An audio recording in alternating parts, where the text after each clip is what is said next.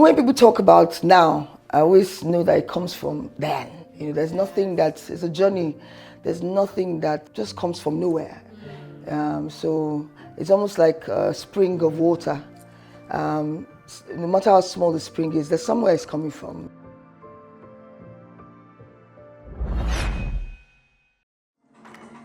I had this car that I loved so much, and it was a Honda, green Honda. I'd done everything in the car, beautiful car. Of course, it's not beautiful, but to me then it was the best thing that has ever happened to anyone. Mostly when this was Unilag. And then I painted the car green, beautiful green. So when you see me coming, I'm coming, the AC used to blast, those kind of cars. Then, we had that one year that we were all shut down for the year. And we started working at early ages. I was working at that time. And then I traveled and came back. My dad had given the car out. And I wanted to die. My Elizabetta was gone forever. And he was like, no, the man really needed it. Where will he put his family? So when you see, when people that know me, when they see where I am now, what I'm doing, and the consistency, and just the way I put everything into what I do is from family. And that's the way we were raised. So everything goes to everybody else. You see, with those things too, there must be a balance. You must also understand that a lot of kids might not understand it. They might not get it at that time. And I remember I was so pissed. Oh, sorry, I don't know if that's the right word, but so upset in my heart. But I was like, this was my joy, But as far as it was concerned, it felt that I had other opportunities, but this particular person will never have the opportunity. And so that's life. But I think of family and my life. I am so grateful that I was raised by two completely outstanding people that understood that family is key, is important.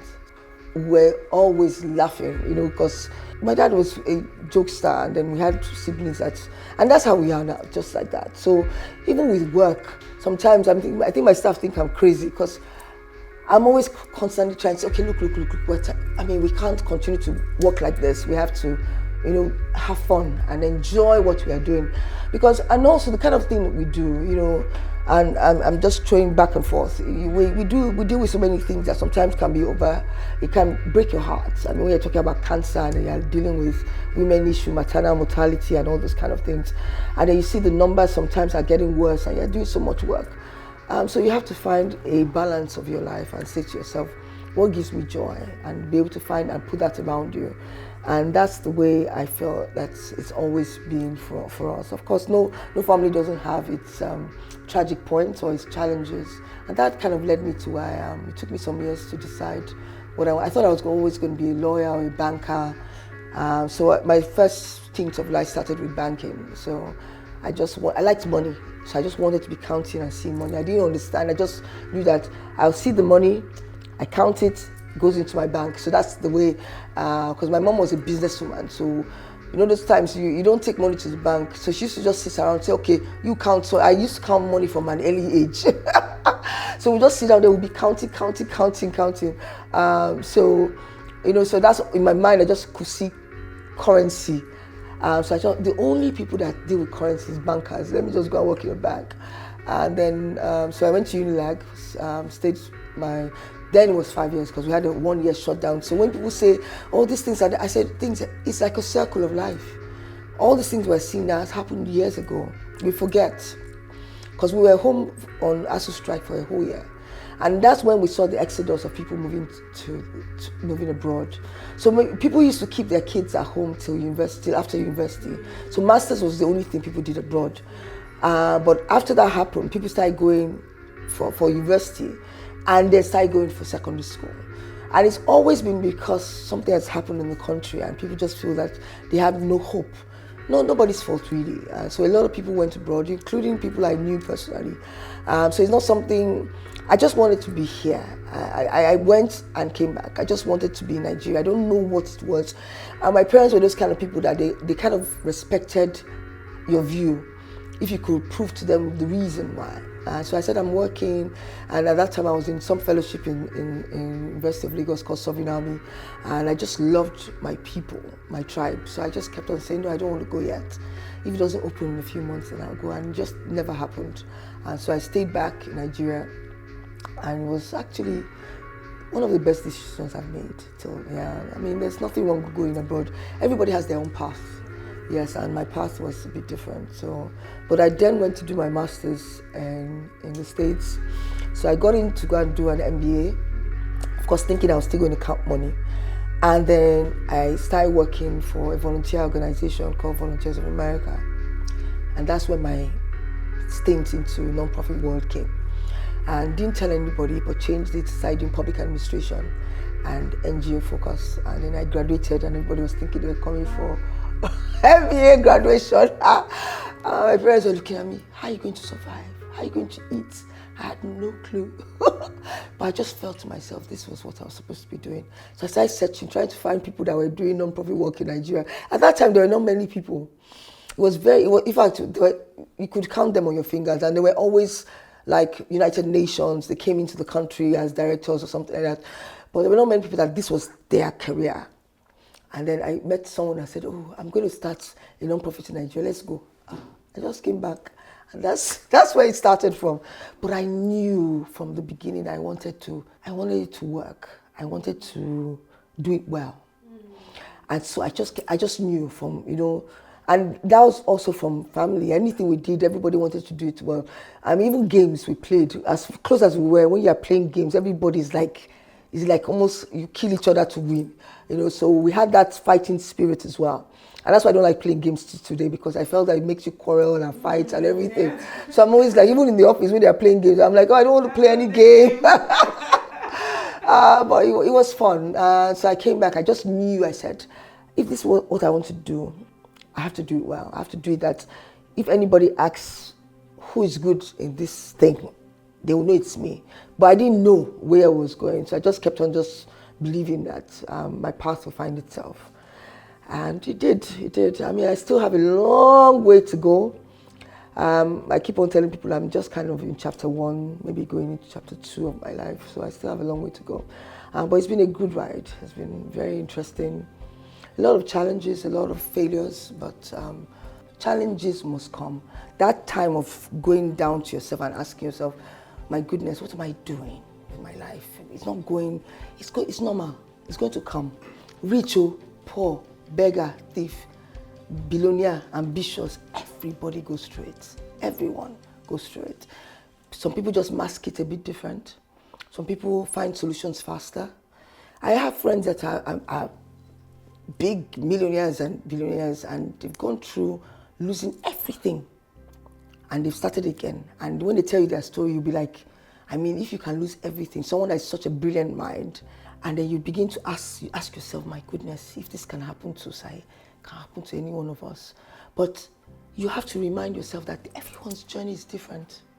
Everyone's journey is different. And surround yourself with people, because in those down times, there must be somebody. And if you don't have it, you better go and look for it now. Be that thing to somebody else. I have friends that have come to my house, they just come and sit there. They know something is wrong. And they'll sit with me for 2 days. We'll gist, watch movies, laugh. By the time they are gone, and they will start giving me affirmations, reminding me who I am. Because sometimes we forget. And when they remind you a few times, you say, it's true. I'm this now. What is difficult? This thing happened. So what?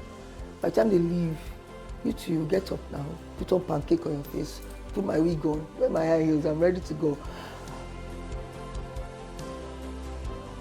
What gave me joy before I had my children, not what gives me joy now. What gives me joy even before I had my second child is not what gave me joy with my first. So you have to understand that it changes. And that's why I always, anytime I talk about my life, I always use the analogy of the water, of rivers. Because even as you stand by the sea, it's not the same water that goes out and comes in. It goes and it comes. It's always different. When it comes to your feet, you look down, it's the same water, but it's not the same water. It's completely different. So you also have to constantly ask yourself, who am I? And you have to do it from at different ages, at different times. The way I worked in this place is not how I worked in my last organization. You have to be emotionally ready and say, what is different? What do I want from this place? What do I want to see? What kind of, and that's what I mean by digging. You have to know by yourself. Nobody's going to tell you. Nobody's going to help you. They might surround you with love. They can only help me, guide me, give me tissue when I'm crying. Maybe buy me my food, the things I like to eat, and say, we brought everything. And sit down and be quiet. But inside my soul, I have to ask myself, what do I want? Where do I want to go to? What's important to me? All these tears I'm crying, what is it for? And that's where the digging comes into place, because you keep on asking those questions. Sometimes I tell people, take a book and a pen. Sometimes I record it on the phone. And then sometimes you find it, sometimes you don't. But that's where digging comes into place, because not every time that you dig that you find water or find oil or find anything. But even the pressure of digging, even if it's a shovel, it makes you stronger, because you're digging in and pulling it out. Maybe the first few you didn't even know what to do. By the third one, you say, okay, let me go like this and do like this. It makes you stronger. It makes you more aware. And then always learn. I'm one of those people that I'm always asking questions. I'm very conscious about everybody around me. I walk into a room, I'm looking at faces, I can see when a person is not doing okay. Even with work, I employ people that can speak to me. I don't want people that cannot talk to me. If you cannot have it, you cannot come and tell me something is wrong, that, oh, I'm doing something wrong. I don't want you around me. I don't want you around me. I like smart people, but I want people that can tell me the truth. So I can have a meeting now, and I feel like it's going well. And somebody will just walk into my office later and say, so that thing you said, it's not going to work. It's not right. I'll say, what do you mean it's not right? But because I trust you, I have to listen. And I'm quick to say sorry. Even to I don't care which is driver or my nanny, anybody. Because I'm a human being. I must make mistakes. And once you can say sorry to people, it's not a big deal now. So you know that you always do something wrong. So you say sorry and move on. So it's easy for them to tell you when things go wrong too, because they know that you accept it. I have a few group of friends that I speak to every single day. And then I have some friends I don't see often, but they're my good friends. So, and they know me. And you see, when you show yourself to people, that's how they take you. So I'm very open, I'm like this, so everybody knows that Osayi, this is who she is. So it makes it easier. But I'm also, as much as I say that, I'm also those people that I reach out to everybody. Close or far away. If you post something now, and it's something I feel that something is wrong, I will reach out on the side and say, are you okay? If it's something that is exciting, I will definitely send you a message. Congratulations, well done. Because I feel that everybody needs that now. So, and I always think to myself, maybe if you don't do it, nobody else will. And the person will feel that what they are going through, nobody understands, or nobody's there for them. Or they will feel that, I had a victory and nobody celebrated with me. I like people, and I like my friendships and my compartments. I enjoy them, and they're all different. Writing is really doing me. It's about being me, getting to a place where I know myself. I always kind of measure myself with myself and keep on saying, where am I getting to? So when people say, oh, you've done so well in the last 20-something years, you've achieved so much. And then I'm looking at them, I'm like, oh gosh, I'm in chapter 1. Or I'm just getting into chapter 2. Now I'm getting into chapter 2. But that's my own journey. And all our journeys are different. So when I see that I'm becoming more mature, becoming a better person, building my career, building myself, and people are sending me messages, oh, your son came to work with me this year, and you've raised a good child. Hey, that one I've over-reasoned now. So those things, so it's different things to different people. So what is important to you? And once you see yourself moving in a direction that is important to you, you're rising. But once you measure yourself with somebody else's measurement, that might not be where you're supposed to be going. So you might be doing extremely well to everybody else, but to yourself, you're not.